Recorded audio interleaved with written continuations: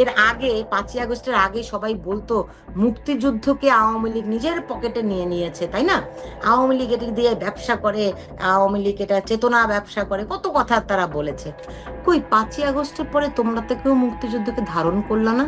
5ই আগস্টের পরে তোমরা তো কেউ বললা না এই যে দেখো আওয়ামী লীগের পকেট থেকে বের করে মুক্তিযুদ্ধ এখন আমাদের সবার। কই কেউ তো বললা না। ফলে আওয়ামী লীগই একমাত্র এই দেশের স্বাধীনতা, সার্বভৌমত্ব, মুক্তিযুদ্ধের যে গৌরব আমাদের, সেগুলোকে ধারণ করে। তাদের অনেক জায়গায় ভুল ভ্রান্তি অনেক কিছু থাকতে পারে, কিন্তু তবু তারা করে। যে কাজ করে তার 10টা ভুল হতে পারে, কিন্তু যে করে না তার তো কোনো ভুল নাই। তারা ওরকম ভাস্কর্য ভাঙতেই পারে, মাটিতে মিশিয়ে দিতে পারে, আমাদের ইতিহাস, আমাদের গৌরব পানিতে ভাসিয়ে দিতে পারে, তাই না? চূর্ণ বিচূর্ণ করতে পারে।